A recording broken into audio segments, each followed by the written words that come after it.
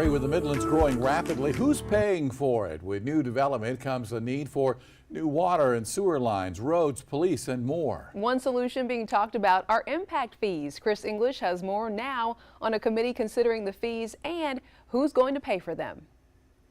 Erica J.R., this evening, the Richland County Development and Services Committee met once again to discuss enacting impact fees here in Richland County. Supporters say those impact fees could help future growth pay for itself.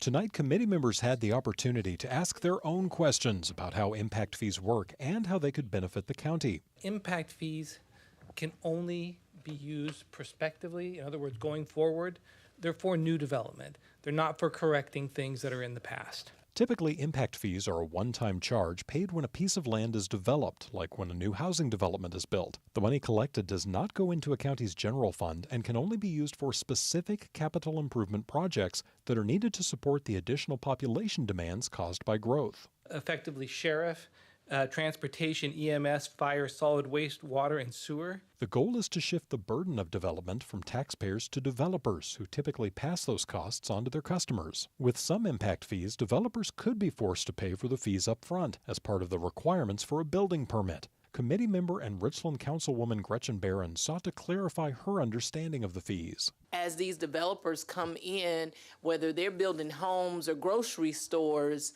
that as a means to come into our neighborhoods and our communities, that would be their personal buy-in to help us alleviate some of the growing pains that we're having. Committee Chair, Councilwoman Chiquise Newton, wanted to be sure that impact fees would not only cover roads and services, but also things like additional hospitals and sheriff substations. I just want to make sure I understand, impact fees do cover both of those scenarios, that both locally in my neighborhood near me, they can fix issues and also address those broader issues that are outside of my neighborhood, but are part of the county.